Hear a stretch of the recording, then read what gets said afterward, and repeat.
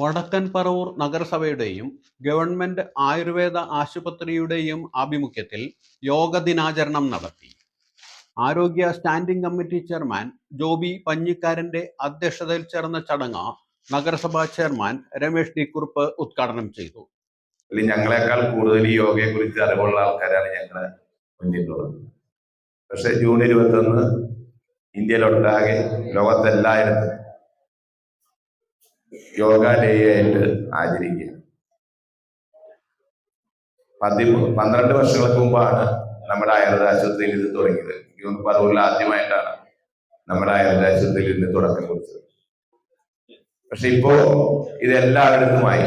ഇപ്പം നമ്മുടെ ആയുർവേദ ആശുപത്രിയാണ് യോഗയ്ക്ക് ഏറ്റവും കൂടുതൽ പ്രചാരണമൊക്കെ കൊടുക്കുന്ന, നല്ല രീതിയിൽ ക്ലാസ്സുകളൊക്കെ നടത്തിക്കൊണ്ടിരിക്കുന്നു.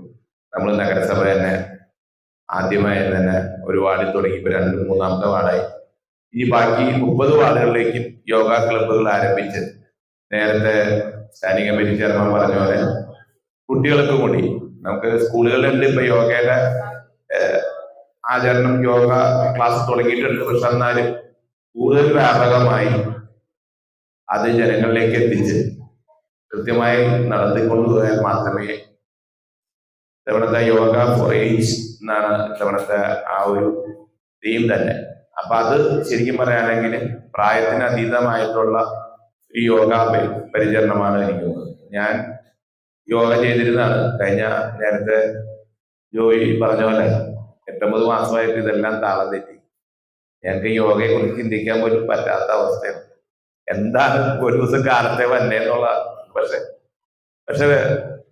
ചില സമയത്ത് നമ്മൾ ശ്വസനക്രിയ ചെയ്യും. നമ്മൾ അപ്പൊ നമുക്ക് ബ്രീത്തിങ് എക്സസൈസ് ചെയ്യുമ്പോൾ നമുക്ക് കുറച്ച് ഒരു ടെൻഷൻ റിലീസ് വരും. ഞാൻ ഇവിടെ നിന്നും ഇപ്പൊ ഇന്ന് ചെയ്യാൻ പറ്റില്ല, ഇവിടെ നിന്ന് ചെയ്തോളൂ. അപ്പൊ എല്ലാ ദിവസവും 15 പ്രാവശ്യം അതെങ്കിലും ചെയ്തിട്ടാണ് ഇറങ്ങുന്നത്.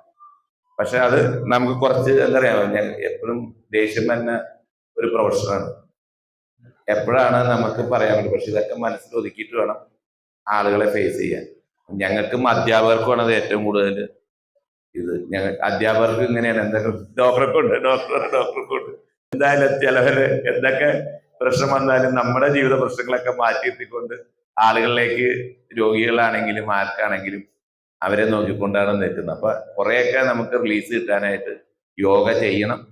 യോഗ അടുത്ത ദിവസം തന്നെ ഇപ്പൊ ഈ ജാനുവരി 31-ാം തീയതി വെള്ളം കൂടി നിർത്തി 1-ാം തീയതി തുടങ്ങണ പോലെയാണ്. 21-ാം തീയതി തുടങ്ങണം എന്നാണ് ആഗ്രഹം. 22-ാം തീയതി നിർത്താൻ പറ്റുമെന്നാണ്. എന്തായാലും ഇന്നൊരു തുടങ്ങണം എന്നൊക്കെയാണ് ആൾക്കാരുടെ, എൻ്റെ ഒക്കെ ഒരു മനസ്സിലാഗ്രഹം.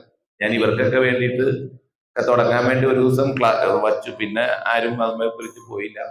പക്ഷെ എന്തായാലും നമുക്ക് യോഗ ചെയ്ത് ആരോഗ്യം, ഇപ്പൊ നമുക്ക് പ്രായമുള്ളവർക്കാണ് ഏറ്റവും കൂടുതൽ യോഗയെ കൊണ്ട് ഗുണം. അപ്പൊ കൂടുതൽ മനസ്സിന് ഏകാഗ്രതയാണ്. വീട്ടിലൊക്കെ എല്ലാ വീടുകളിലും ആരുമില്ല, 1-2 പേര് മാത്രമേ ഉള്ളൂ. ബാക്കി മക്കളൊക്കെ വിദേശത്തൊക്കെയാണ്. അപ്പൊ ആ ഒറ്റയ്ക്ക് ഇരിക്കുന്ന സമയത്ത്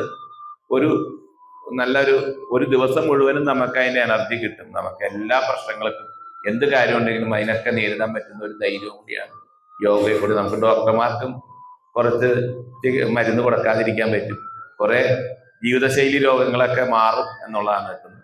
അപ്പൊ ആയുർവേദമായിട്ട് ഇണങ്ങിച്ചേരുന്ന ഒരു ചികിത്സാ രീതി തന്നെ യോഗ.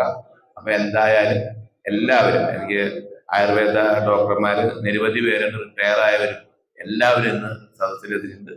എല്ലാവർക്കും എല്ലാവിധ യോഗ ദിനാചരണ ആശംസകൾ നേർന്നുകൊണ്ട് ഔപചാരികമായി ഉദ്ഘാടനം ചെയ്ത് അറിയിക്കുന്നു. നന്ദി, നമസ്കാരം.